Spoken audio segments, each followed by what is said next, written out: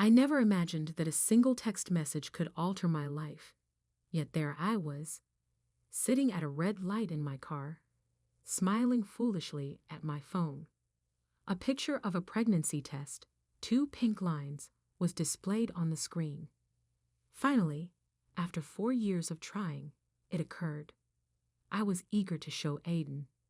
My name is Audrey, and I would not experience such joy again for a very long time.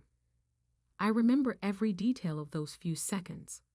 The way the afternoon sun lit up my dashboard, the faint scent of the air freshener Aiden always joked about, the song playing on the radio, a cheesy pop hit about forever love that I usually rolled my eyes at, but suddenly felt just right. The light turned green, and I started driving, already imagining Aiden's face when he saw the picture. He'd been dropping hints about wanting kids since our wedding, and his mom, Alyssa, had been asking about grandchildren at every family dinner. I never saw the truck coming. The crash came from the left, a violent smash of metal and glass. Everything spun, and time slowed down. In the chaos, one thought flashed in my mind. Protect the phone. Aiden has to see the picture. When the world finally stopped moving, I couldn't feel my face. Warm liquid dripped down my neck. Somewhere far away, I heard screaming. A man's voice kept repeating, "Oh God, I'm so sorry. I'm sorry." The words floated around me like leaves in the wind. "Mom, can you hear me?" "Don't move," someone said. A paramedic leaned into what was left of my window. "We're going to get you out." I tried to speak, to tell them about the baby, but my mouth wouldn't work. The last thing I remember was someone holding my hand and promising, "Everything's going to be okay." They lied. I woke up 5 days later in the hospital. Aiden was there, asleep in a chair beside my bed. He looked awful. Unshaven, his clothes wrinkled, dark circles under his eyes. I tried to lift my arm to reach for him, but it felt too heavy, like it was a mine. "Aiden," I whispered. My voice barely made a sound. He jolted awake, his eyes locking on mine. For a moment, I saw something in his expression, something that made my stomach tighten. Then he smiled, but it didn't feel real. "Hey," he said, taking my hand. "You had us worried." I tried to smile back, but my face didn't feel right. It felt stiff, like it didn't belong to me. "The baby," I managed to say, my voice barely a whisper. Aiden's hand tightened on mine. "I'm so sorry, Audrey," he said, his voice shaking. "The doctors did everything they could." I closed my eyes as the world seemed to spin beneath me. Through the haze of pain medication, I heard the door open. The familiar scent of Alyssa's perfume reached me before she spoke. "Aiden, honey, the doctor needs to talk to you," she said softly, her voice careful, about the reconstruction options. Aiden said quickly, "I'll be right back." He squeezed my hand and let go. I kept my eyes closed, pretending to be asleep, but their voices drifted in from the hallway through the partially open door. "She's going to need a lot of surgeries," Aiden said, his voice low. Her face. "Mom, I don't know if I can." "Should, darling," Alyssa interrupted. "We'll figure out one step at a time." Lying there, I felt silent tears slide down my ruined face. They were out there, talking about me like I was some project to fix, a problem to solve. In that moment, something inside me broke. The warmth and hope I had always carried began to disappear, replaced by something cold and hard. I didn't know it then, but that was the moment my old self, the Audrey Griffin who was a loving wife, a hopeful mother-to-be, and an eternal optimist, started to fade. Something else, something darker and stronger, began to take her place. Coming home from the hospital felt like stepping into someone else's life. Everything looked the same. Our neat suburban house with its perfect lawn, the welcome mat Alia gave us as a housewarming gift, even the faint smell of Aiden's cologne in the entryway. But nothing felt right anymore. I set up the guest bedroom downstairs. Stairs, Aiden said, carrying my bag. The doctor said stairs might be hard for a while. I noticed he wouldn't look directly at me. For weeks in the hospital, and he still couldn't meet my eyes. Thanks, I muttered, my fingers brushing the bandages covering half my face. I've invited Mom over for dinner, he added quickly. She wants to help with your recovery plan. Of course she did. Alyssa Griffin never missed a chance to take charge, especially when it came to protecting her son's perfect life. The guest room felt cold and lifeless, like a hotel room. Aiden had cleared out all my things from our bedroom upstairs and arranged them here with robotic precision. My makeup vanity, useless now, sat in the corner with the mirror turned to face the wall. Do you need anything? Aiden asked from the doorway, phone in hand. I have a few more calls to make, but I'm fine, I said, even though I wasn't. What was the point of saying otherwise? Alyssa arrived right at 5, as expected. She came armed with casseroles and plenty of opinions. I sat at the dining room table, watching Alyssa arrange flowers in a vase while Aiden poured wine. The doctor said the scarring might get better over time, Aiden said, avoiding eye contact with either of us. Well, there are always options, Alyssa replied, her voice overly cheerful. I know an excellent plastic surgeon in the city. Very discreet. I stared at my untouched plate, pushing food around with my fork. The insurance won't cover cosmetic procedures, I said quietly. Oh, darling, Alyssa said, reaching across the table to pat my hand. We have to think about Aiden's position at the firm. Image is everything in corporate marketing. My fork slipped from my hand, clattering onto the plate. My face is an image problem, Mother, I asked sharply. Audrey, Aiden warned, but Alyssa carried on as if she hadn't heard. I'm just being practical, she said. Aiden has worked so hard to build his career, and now with all the complications from the accident. She dabbed her lips with a napkin. Well, sometimes life forces us to make hard choices. Complications. The word felt like poison in my mouth. You mean losing the baby? Aiden froze, his wine glass halfway to his lips. We hadn't talked about the pregnancy since the hospital. He didn't even know I had planned to surprise him with the news that day. Audrey, he started, but I cut him off. Did you tell her about the baby, Aiden, or just about your wife's ruined face? Alyssa gasped, her hand flying to her throat. A baby, she whispered. It doesn't matter now, Aiden said quickly, standing up. What matters is moving forward. Mother's right? We need to think practically. I looked at them both, my husband, who couldn't meet my eyes, and his mother, who wouldn't stop staring at my bandages.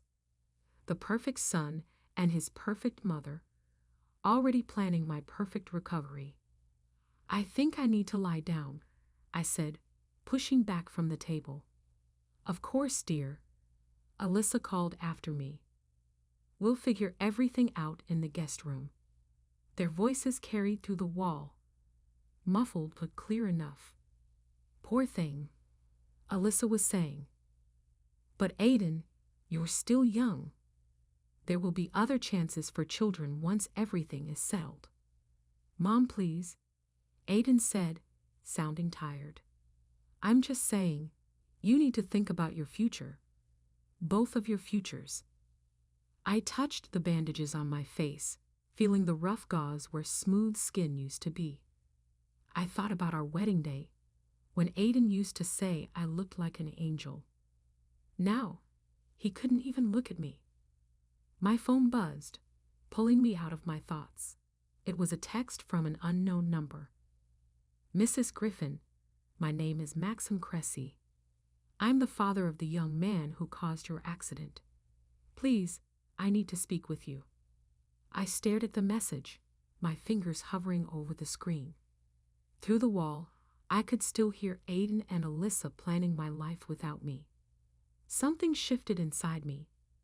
Not quite hope, but something stronger, something closer to purpose. I typed back a single word. When? For weeks after I'd come home, I found Aiden's whiskey bottle hidden behind the cleaning supplies under the kitchen sink. It was already half empty. I wouldn't have noticed if I hadn't heard him stumbling around at 4:00 a.m., talking on his phone in what he thought was a whisper. The bandages had come off the day before, and I avoided mirrors now. But I couldn't avoid hearing Aiden's late-night conversations. You should have seen her face today, he slurred to someone, laughing softly. Like that movie, you know? Two-Face from Batman. There was a pause, followed by more drunken laughter. I know, I shouldn't joke, but man, you try living with it. I stood in the dark kitchen, holding his hidden whiskey bottle, and felt something break deep inside me. The next morning, Aiden acted like everything was normal. He kissed me on the unscarred side of my face before heading to work. Big presentation today, he said, adjusting his tie. Don't wait up. I waited until his car drove away before heading upstairs to our bedroom. I hadn't been up there since coming home, respecting his unspoken rule of keeping me out of sight in the guest room. Everything was exactly as I remembered. As I'd left at the morning of the accident, except for one thing, my old art supplies were missing from the closet. I found them in the garage, buried under Christmas decorations. The wooden box still had my name carved into it, a wedding gift from my grandmother. Inside, the brushes lay untouched, along with the expensive oil paints Aiden had once bought me when I mentioned wanting to paint again. You should focus on more practical things, Alyssa had said back then. Aiden needs a wife, not an artist. I set up the easel in the guest room, facing the window. Morning light poured across the canvas as I mixed colors, letting muscle memory take over. Red for anger, black for grief, yellow for the hope I used to feel. The brush moved on its own, creating something raw and powerful. Hours passed without me noticing. When the front door opened and closed, I heard Aiden's footsteps pause outside my door. Mother's here for dinner, he called. I didn't respond, adding another streak of red to the canvas. The door opened. Audrey, what are you? Aiden stopped mid-sentence. What is that supposed to be? I stepped back from the painting. It was a woman's face, split down the middle. One side was flawless and perfect. The other was distorted, fractured, with a wine glass pressed to it, smilingly. It's you, Alyssa said from behind him, her voice sharp. Or rather, what you've become. I looked at Aiden as his face turned pale. I call it the face, I said quietly. Funny, right? Aiden's mouth opened, but no words came out. His eyes, though, betrayed him. Don't you understand? I asked softly, though I already knew the answer. I heard you last night, Aiden. And the night before that. And the night before that, I said calmly. Alyssa quickly stepped between us. Audrey, Aiden has been under so much stress. If you could just try to understand. Understand what? I snapped, turning to face them fully. I saw them both flinch. That my husband makes jokes about my scars. that he hides bottles all over the house, that he can't even sleep in the same room as me anymore. That's not fair. Aiden protested. I'm trying to. To what? I interrupted. Keep up appearances. I pointed to the painting. Is this the kind of appearance you want? Alyssa stiffened, her voice cold. Perhaps this outburst is a sign you need professional help. I laughed, a harsh, bitter sound that made them both step back. Professional help? Like that plastic surgeon you keep pushing? The one who can fix Aiden's image problems? Audrey, please, Aiden said, reaching for me. I stepped away. Don't worry, I said, picking up my brush again. I'm already working on fixing everything. They left the room, whispering to each other. I turned back to my canvas, adding the final touch, a faint text message in the background. Tomorrow at 3, I'll explain everything. Maxim Cressy. I stepped back and studied my work. Both sides of the face in the painting were smiling, but for very different reasons.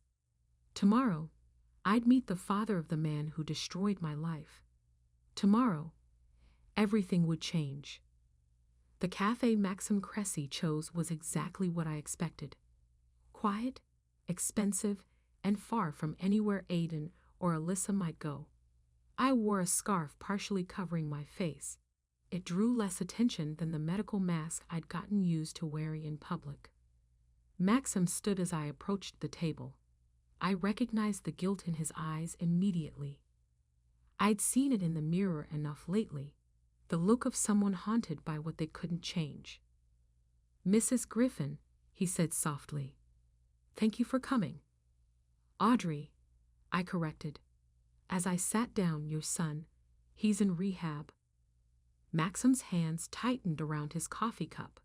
He was. The accident happened after he left his third facility. I should have seen it coming. A waitress approached, hesitating when she saw my scarf, before forcing a polite smile. I ordered black coffee and waited for her to leave before speaking again. Why? Why did you want to meet? Maxim pulled a folder from his bag and slid it across the table. These are brochures from the top reconstructive surgeons in the country. I've already spoken with Dr. Isaac in Jacksonville. He's willing to take your case. I stared at the glossy pages, filled with before and after photos of smiling patients. Insurance won't cover it, I said flatly. I'm not talking about insurance, Maxim said, his voice cracking.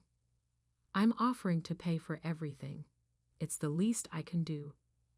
I can't do this, after what my son, Maxim began, but I cut him off. Why? The word came out sharper than I meant. Because I failed him, Maxim said simply. And in failing him, I failed you too.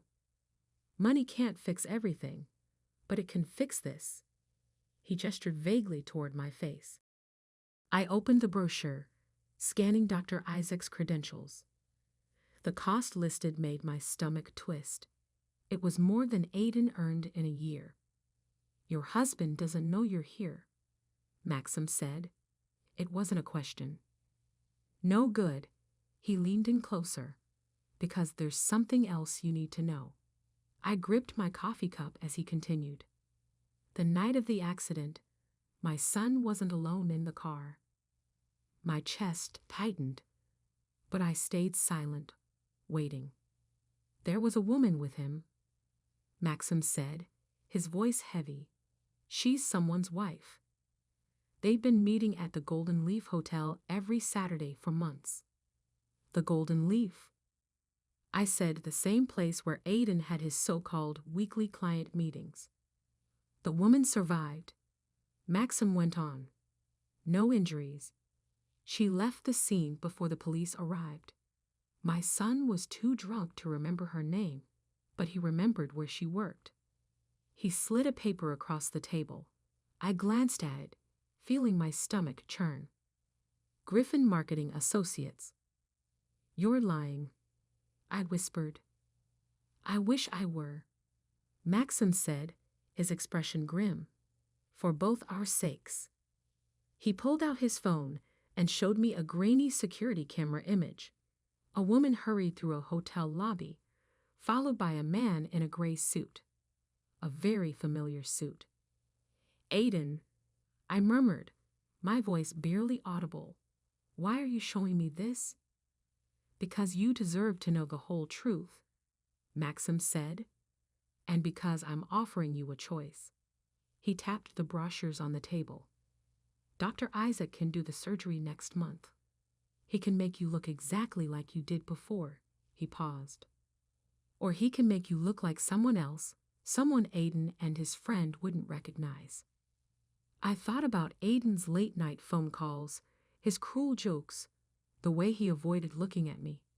I thought about Alyssa's constant hints about divorce and fresh starts. Why would I want that? I asked quietly. Maxim's smile was sad but knowing. Because sometimes the best revenge isn't confrontation. It's making them live with their guilt while you move on, while you become someone stronger.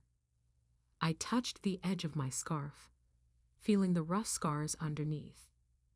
When does Dr. Isaac need an answer? Take your time. Maxim stood, leaving a business card beside the brochures. But remember, this isn't just about fixing what's broken. It's about choosing who you want to be. I sat there long after he left, staring at the security camera photo of Aiden next to an unfamiliar woman. My heart raced, my emotions tangled in anger, betrayal, and something I hadn't felt in weeks. Clarity. Finally, I pulled out my phone and typed a message to Maxim. I choose someone new. His reply came almost instantly. Welcome to your second chance, Audrey. I walked home slowly, thinking about what to pack, what to leave behind, and how to disappear completely. Sometimes the best revenge isn't ruining someone else's life. It's rebuilding your own. Jacksonville felt like a different world. Dr. Isaac's private clinic was on the top floor of a sleek building made of glass and chrome. Everything about it felt quiet and discreet. I told Aiden I was visiting my aunt in Kentucky for a few months to heal emotionally. He seemed relieved, happy to have an excuse not to deal with me. The changes will be significant, Dr. Isaac said, studying my file, but subtle enough to look natural. The goal isn't to make a new person, it's to reveal who you could have been. I looked at the digital mock-ups on his tablet. The woman in the after images wasn't me, but she wasn't a stranger either. She was who I might have been in another life. One where Aiden's mistress hadn't been in that car. How long until I can? I hesitated, unsure how to finish the sentence. Return? Revenge? Start over? For months, for full recovery, Dr. Isaac said kindly. Maxim mentioned you'd be staying at his apartment during the process. I nodded. Maxim's San Marco apartment had become my safe place. It was filled with his late wife's art collection and rarely used now that he spent most of his time at his Connecticut home. The first surgery was scheduled for tomorrow. That night, I sat in Maxim's apartment, watching the city lights twinkle like stars. My phone buzzed. It was Aiden. How's your aunt? His voice sounded slightly slurred. Saturday night, Golden Leaf Hotel. Fine, I replied, my fingers brushing the surgical consent forms on the coffee table. How's work? Busy. Listen, Mother wants to know when you're coming home. She's worried about appearances. Of course she was. I pictured them at their usual dinner, talking about how to handle me, the damaged goods. I need time, I said, the lie slipping out easily now. Right. Well, take care of yourself. He hung up before I could say anything else. A moment later, my phone buzzed again. This time, it was a text from Maxim. Ready for tomorrow? I started to reply, yes, but stopped when another message appeared. It was from an unknown number. Are you sure you want to know the truth about that night? My hands trembled as I typed back. Who is this? Someone who was there. Someone who knows what really happened. Meet me at Jacksonville Zoo and Gardens. Midnight. I stared at the message, my heart pounding. It could be a trap, or it could be her. The woman from the hotel. The smart choice was to ignore it, to stick with my plan and go through with the surgery, but something deep inside me needed to know. At 12:15, I took a cab to Jacksonville Zoo and Gardens. The air was cool, and the Hudson River shimmered like black silk under the moonlight. A woman sat alone on a bench, her face hidden beneath a hoodie. Mrs. Griffin? She said softly as I approached. I walked closer, and the woman pulled back her hood, revealing a face I knew from office party photos on Aiden's desk. Audrey? I said, recognizing her. Audrey from accounting. She looked at me, her eyes full of guilt. He wasn't supposed to be there that night, she said quietly. At the hotel. He was following me. Suspicious? I asked, the pieces starting to fall into place. She nodded. When he saw who I was meeting, his client's wife, I said, finishing the thought. Audrey let out a bitter laugh. Aiden caught us together. He was drunk and angry. He started making threats about exposing everything. She paused, her voice shaking. That's when he called his friend. The guy who hit your car, she said, her voice cracking. He asked him to scare his cheating client's wife. Follow her car, freak her out a little. Her voice cracked. But the guy was high, confused. He followed the wrong car. He followed you. The world spun around me. Aiden arranged the accident, not yours. He didn't mean to. Audrey stood up, backing away. I just thought you should know before you disappear. I watched her hurry off, my mind racing. All this time, I'd been planning to start over because of Aiden's lies and betrayal. But now I knew the truth. He wasn't just unfaithful. He was the reason I'd lost everything. My phone buzzed. It was Maxim. Surgery prep starts at 6:00 a.m. Are you ready? I stared at my reflection in the window of a passing car. Tomorrow, I wouldn't just become someone new. I'd become someone Aiden would never see coming. Ready? I typed back. But we need to change the plan. 4 months after my surgery, I stood outside our house in the rain, unrecognizable. My new face, beautiful but completely different, felt like armor. In my bag were the divorce papers, sharp and final, like weapons. I had planned this moment perfectly. It was Saturday evening, the night Aiden would be home from his client meeting, but the Golden Leaf and Alyssa would be over for their weekly dinner, plotting my absence from their lives. My keys still worked.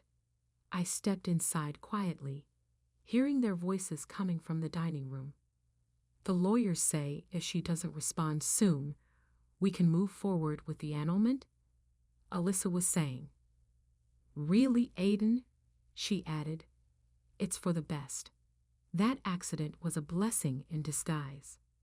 I stepped into the doorway, and they froze mid-conversation. Hello, Aiden, I said calmly. He stared at me, blinking in confusion. I'm sorry. Who are you? I'm Michael Cressy, I said, using the name Maxim and I had chosen. Maxim Cressy's niece. I'm here about Bianca Griffin. His wine glass slipped from his hand, shattering on the floor. Alyssa stood quickly, her instincts kicking in to manage the situation. "Whatever this is about," she said, her voice firm, "we can discuss it privately." "Can we?" I asked, stepping forward. I placed the divorce papers on the table. "Like you discussed arranging the accident that scarred your wife's face." The color drained from Aiden's face. "I don't know what you're talking about," he stammered. "Audrey from accounting," I said, holding his gaze as the truth hit him like a slap. I pulled out my phone and pressed play. Aiden's voice echoed through the room. "Follow her car. Scare her a little." "That's not. I never meant." Aiden stammered, his face pale. "You never meant for it to be me," I said, my voice calm and steady. "Your pregnant wife instead of your client's cheating spouse." Alyssa gasped. "Pregnant? Oh, he didn't tell you that part?" I said, turning to her. "About the grandchild you lost because your perfect son wanted to teach someone a lesson." Aiden whispered my name, finally looking past the new face and seeing something familiar in my eyes. I pulled out another document and placed it on the table. "This is a police report naming you as an accessory to the accident," I said. "Audrey's sworn statement is attached." I stood closer. "Sign the divorce papers," I said softly, "or everyone will find out the kind of man you really are." Aiden lunged for the police report, but his foot slipped on the spilled wine. He crashed into the china cabinet, glass shattering around him as he fell. "Aiden," Alyssa cried, rushing to help him, but he pushed her away. Blood dripped from a cut on his hand. As he got to his feet, "You can't prove anything," he hissed, but his eyes were full of panic. "Can't I?" I replied, stepping back toward the door. Maxim Cressy's legal team would disagree. They're very eager to make amends for his son's part in this, especially now that they know who really orchestrated it. "Wait," Aiden called as I reached the door. "Please, I'll sign. Just don't tell anyone." "Like you didn't tell anyone about our babies," I said, my voice cold. "Like you didn't tell anyone you planned the accident?" He looked at me, his face crumbling. "I loved you," he said weakly. "No," I said, touching my new face. "You loved what I looked like. There's a difference." I placed the divorce papers on the table and walked out into the rain. Behind me, I heard Alyssa's shocked sobs and Aiden's frantic explanations, but I didn't look back. As I reached my car, my phone buzzed. It was a message from Maxim. "Is it done?" I stared at the screen, unable to answer. The victory felt hollow, like ashes in my mouth. I had what I came for, Aiden's signature on the divorce papers, his perfect life falling apart. But it didn't feel like a win. I walked past the spot where Aiden used to park, where he'd kiss me goodbye each morning. Past the garden where we had once dreamed of building a nursery. Past all the plans and love that had died the night he chose revenge over me. Another text lit up my phone, this time from an unknown number. "You're not the only one he hurt. There are others. We should talk." I sat in my car, the rain drumming on the roof, staring at the message. I thought exposing Aiden would feel like the end of something, but maybe it was just the start. The real question was, how far was I willing to go? The art gallery was buzzing with San Marcos elite, all here to see the work of the mysterious new artist everyone was talking about. My paintings lined the walls, faces twisted in pain and betrayal, beauty rising from darkness. Each one was signed with my new name, Michael Cressy. I adjusted my dress, still not used to the way my new face and identity fit me. Then I saw him, Aiden. He was standing in front of my centerpiece, a painting of a woman's face split between light and shadow, a wine glass reflecting flames. "Remarkable work," a voice said beside me. I turned to see a man with kind eyes and paint-stained hands. "I'm Colton Burpo, the gallery owner," he introduced himself. "Claire," I replied, my focus slipping back to Aiden. He was staring at the painting's title, "Saturday Nights at the Golden Leaf." "Your pieces speak to transformation," Colton said, studying my work. "Pain becoming power." Very personal. Before I could respond, Aiden's voice cut through the crowd. "Where did you get your inspiration?" His eyes were on me now, recognition flickering across his face. It had been 4 months since I'd handed him the divorce papers. He looked thinner, his once perfect suit hanging loose on his frame. "Life experience," I said, meeting his gaze. "Some people wear masks. I paint them."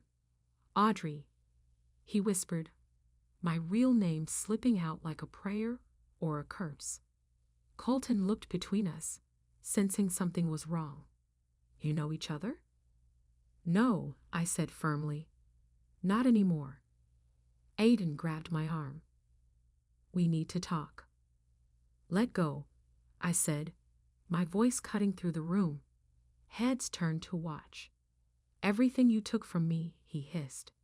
"My reputation, my mother's respect, my position at the firm. Was revenge worth it?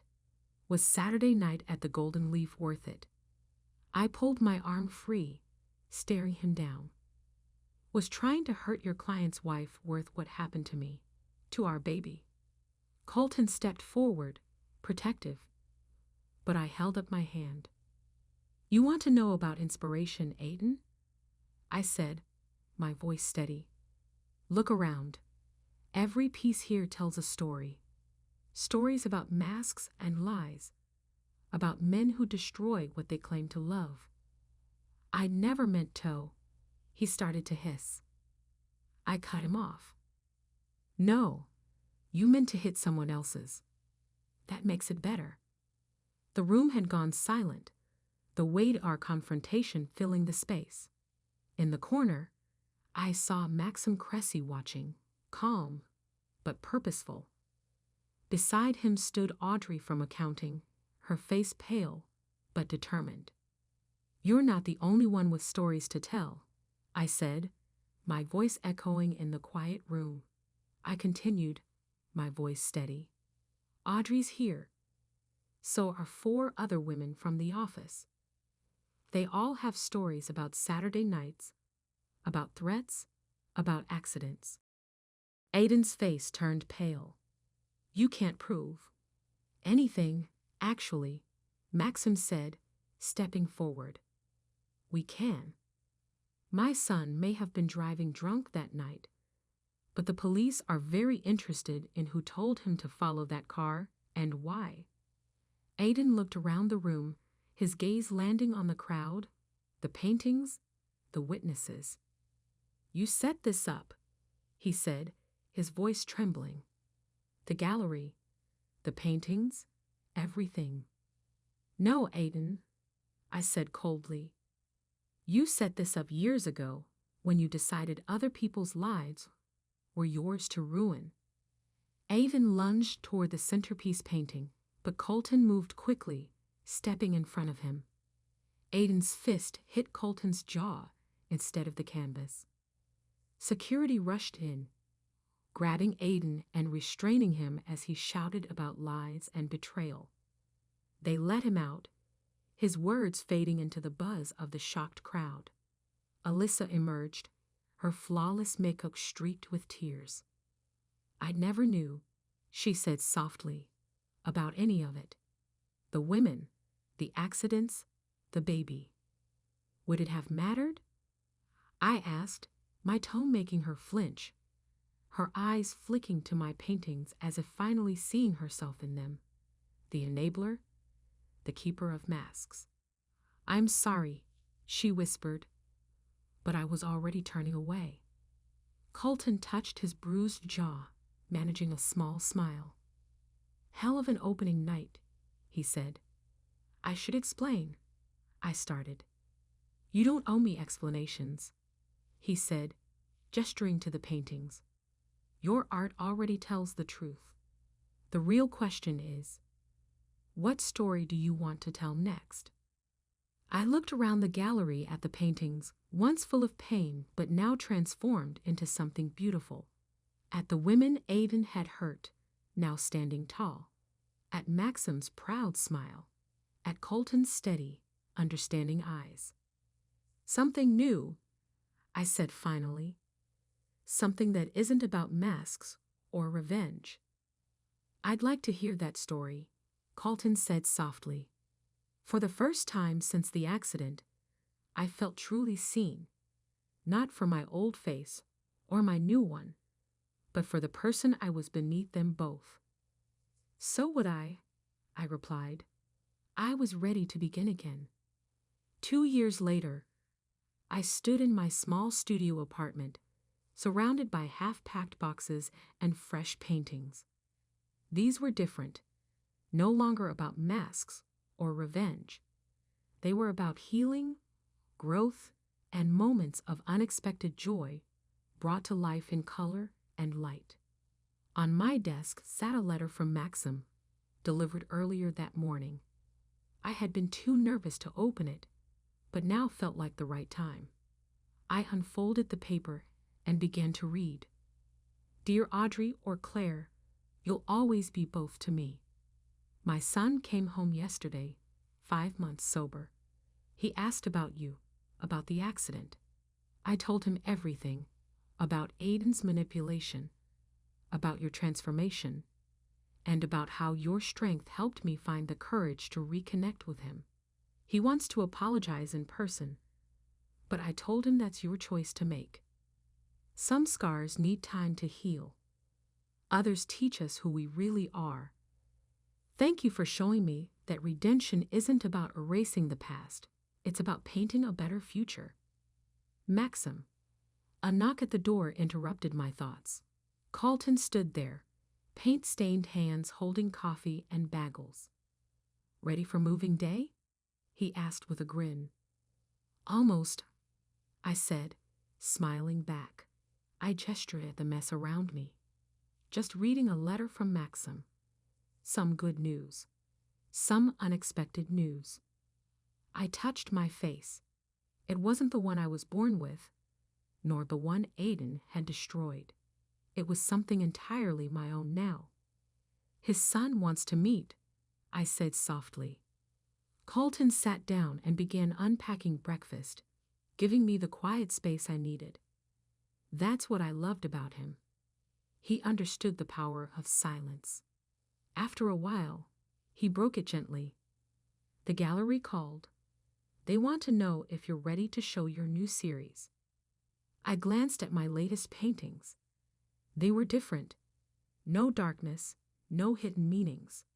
Just light breaking through clouds, hands reaching out, faces emerging from shadows into the dawn. I think I am, I said.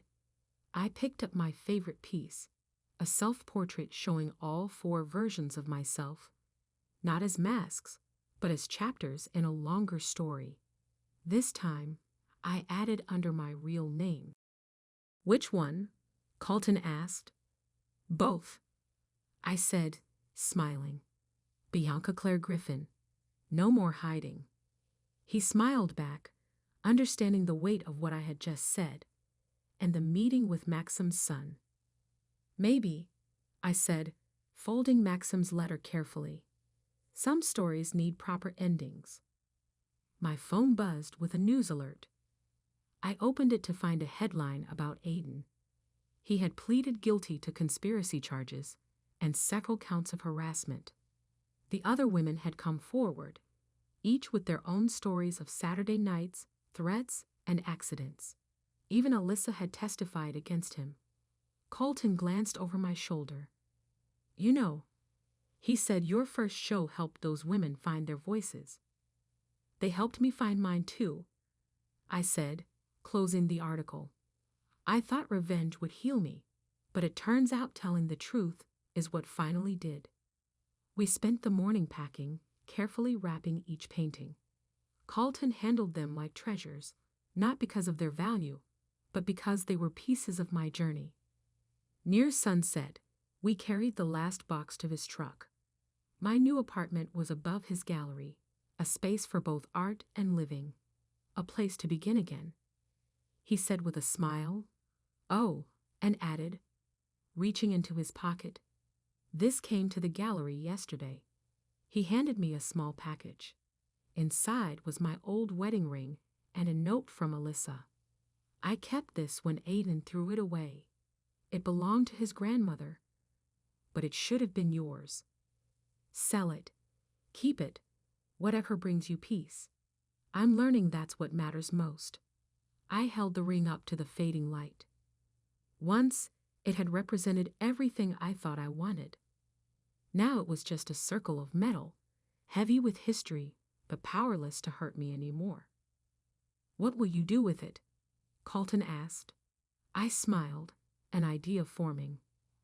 "I think I just found the centerpiece for my next show. Something about turning old pain